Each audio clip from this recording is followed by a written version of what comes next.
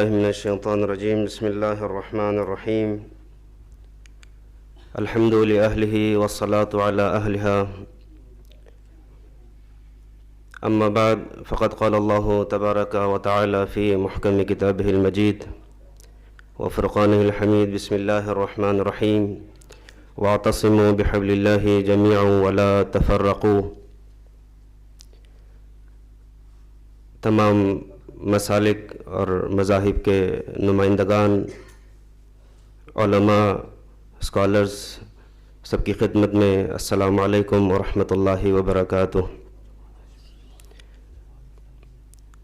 میں سب سے پہلے مجمع المدارس اور تحریک بیداری امت مصطفیٰ اور خاص طور پر حجت الاسلام والمسلمین سید جواد نقوی صاحب، جو کہ یہاں تشریف فرما نہیں ہیں، مگر ان کی خدمت میں اور ان کے تمام رفقا کی خدمت میں خراج تحسین پیش کروں گا کہ آپ نے ایک نہایت ہی اہم موضوع کے اوپر، اس نازک موقع کے اوپر نہایت ہی اہم اجتماع کا انعقاد کیا.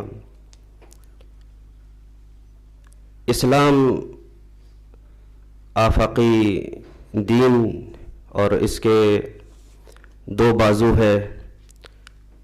ایک کا نام شیعہ مسلمان اور دوسرے کا نام سنی مسلمان. یہ دو اسلام کے بازو ہیں. میں ایک مسلم پلیٹ فارم سے اور ایک مسلمان ہونے کی حیثیت سے یہاں کھڑا ہوں، تو میں اسلام کے متعلق بات کروں گا کہ یہ دو اسلام کے نہایت اہم بازو ہیں. جب تک یہ دو بازو ایک دوسرے کے ساتھ رہے، متحد رہے، اسلام ترقی کرتا رہا، مسلمان ترقی کرتے رہے اور کئی صدی مسلمانوں نے دنیا پر حکومت کی. جیسے جیسے وقت گزرتا رہا، یہ اتحاد اور اس اتحاد میں کمی آتی گئی. جن کو مسلمانوں کے درمیان اتحاد بھا نہیں رہا تھا، انہوں نے اس اتحاد کو نقصان پہنچانے کی پوری کوشش کی، اور سب سے پہلے مسلمانوں کے درمیان تفریقہ ڈالنے کے لیے انہوں نے جو ذریعہ استعمال کیا وہ تکفیر کا ہے. سب سے پہلے جو تیر پھینکا دشمنان اسلام نے، وہ تیر تکفیریت کا تیر ہے. انہوں نے اپنے زر خرید مولویوں کو، چونکہ میں یہ نہیں کہتا، ابھی کچھ دیر پہلے مولانا جعفر سبحانی صاحب نے عرض کیا کہ پاکستان میں کوئی فرقہ واریت نہیں ہے، فرقوں کے درمیان کوئی جنگ نہیں ہے، کوئی لڑائی نہیں ہے. تو یہ جو سب کچھ ہو رہا ہے یہ کون کر رہا ہے؟ تو میں کہوں گا کہ اسلام کے جو دو بازو ہیں، شیعہ اور سنی، ان کے درمیان ایک ایک گروہ ہے. سنی کے اندر تکفیریت کا گروہ ہے اور شیعوں کے اندر غالیت کا گروہ ہے، اور یہ دونوں گروہ زر خرید ہیں.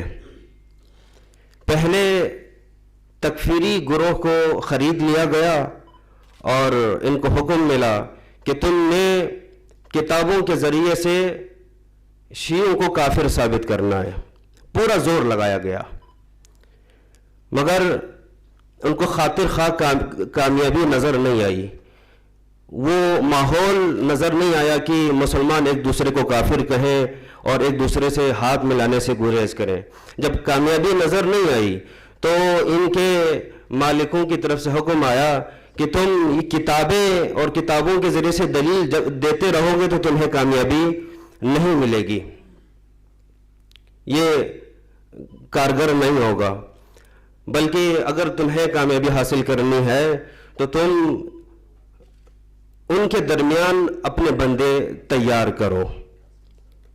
اور باقاعدہ شیعوں کے اندر سے کچھ لوگ خریدے گئے، کچھ خطبہ، کچھ ذاکرین، ان کے ذریعے سے یہ ثابت کرنے کی کوشش کی گئی کہ دیکھو شیعہ صحابہ کے منکر ہیں اور صحابہ کی شان میں توہین کرنے والے ہیں، اور باقاعدہ اس کے اوپر کام ہوا اور یہ تیر کارگر ثابت ہوا۔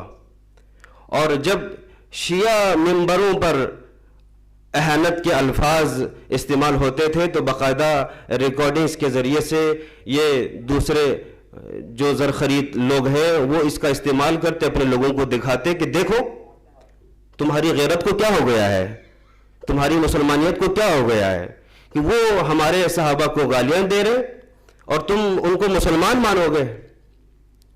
تو یہ پہلا تیر تھا جو کارگر ثابت ہوا، اور دوسرا جب یہ تیر پھینکا گیا اور یہ کامیاب ہوا تو پھر دوسرا جو حربہ استعمال ہوا وہ یہ ہے کہ جو زرخرید ذاکرین اور خطبہ تھے ان کو یہ ٹاسک دیا گیا، یہ ذمہ داری دی گئی، یہ ڈیوٹی دی گئی کہ شیعوں کا جو اسلامی تشخص ہے اس کو ختم کرنا ہے۔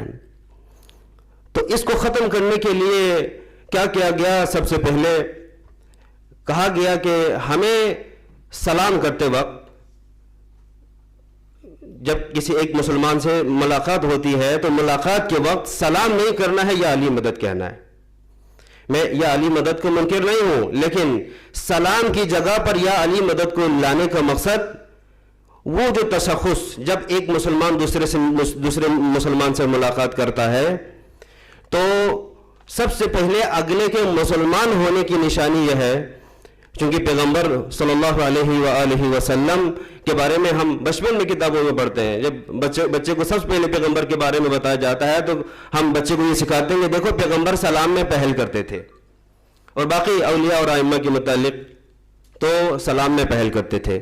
تو سب سے پہلے اس تشخص کو ختم کرنے کی کوشش کی گئی کہ نہیں، ہمیں سلام کی جگہ یا علی مدد کہنا ہے، لیکن اس میں بیدار علماء کو ہمیں سلام پیش کرنا چاہیے کہ انہوں نے اپنا کردار پیش کیا اور اس سازش کو ناکام بنانے میں اپنا کردار ادا کیا، یہ کہہ کر کہ نہیں، ہمیں پہلے السلام علیکم کہنا ہے پھر یا علی مدد کہنا ہے۔ تو پھر یہ تیر کامیاب نہیں ہو سکا۔ پھر انہوں نے اگلا تیر پھینکا کہ دیکھو جمعہ ہمیں نہیں پڑھنی، چونکہ مسلمانوں کے درمیان مشترکات میں سے پہلے سلام ہے، پھر اس کے بعد جو عام طور پر رائج ہے وہ جمعے کی نماز، سب 12 بجے سے لے کے 2 بجے تک آپ جہاں بھی جائیں گے سب جمعے کی نماز کے لیے جاتے ہوئے نظر آئیں گے، لیکن ہمارے درمیان جو زرخرید لوگ ہیں انہوں نے لوگوں کو بتایا نہیں ہمیں جمعہ نہیں پڑھنی، جمعہ امام آئیں گے تو پڑھیں گے۔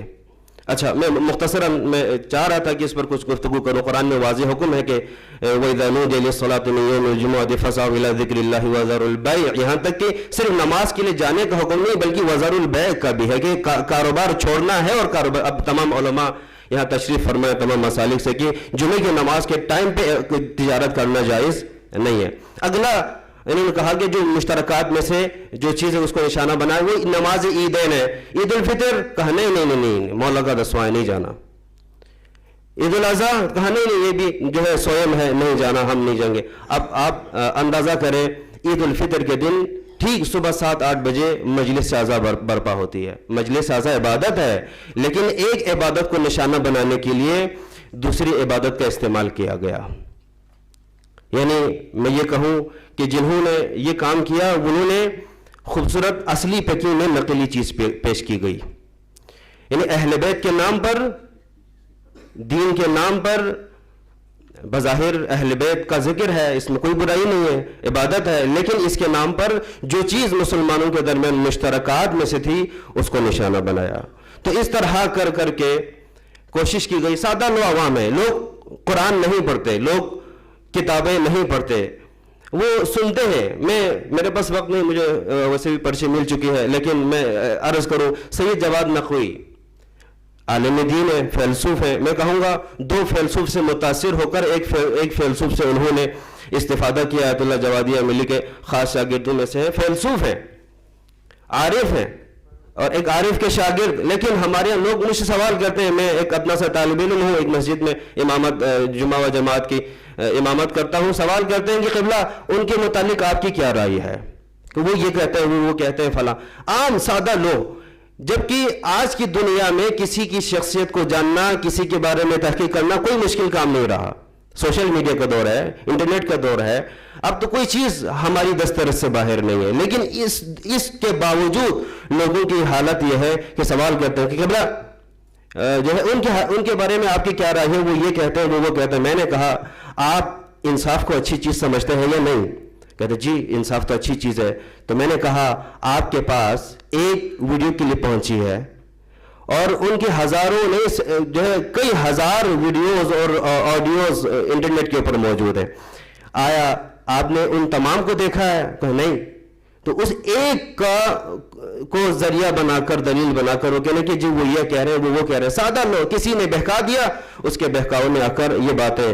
تو یہ اس طرح دو گروہ, ایک تکفیری ایک غالی, دونوں نے مل کر اس اتحاد کو نقصان پہنچانے کے لیے یہ دونوں سرگرم ہوئے. اور تو جو ہے وہ بات وہی ہے کہ فرقہ واریت نہیں ہے, لیکن مسلمانوں کو ایک دوسرے سے جدا کرنے کے لیے باقاعدہ منظم سازش کے تحت لوگوں کو خرید کر ادھر سے بھی ادھر سے بھی ان کو سرگرم کیا گیا کہ آج باقاعدہ وہ برملا کہہ رہے ہیں سوشل میڈیا پر پیغامات کے ذریعے کہ ہم ایسا ماحول, ایسی فضا قائم کریں گے کہ کوئی سنی مسلمان کسی شیعہ سے ہاتھ ملانے کے لیے تیار نہیں ہوگا.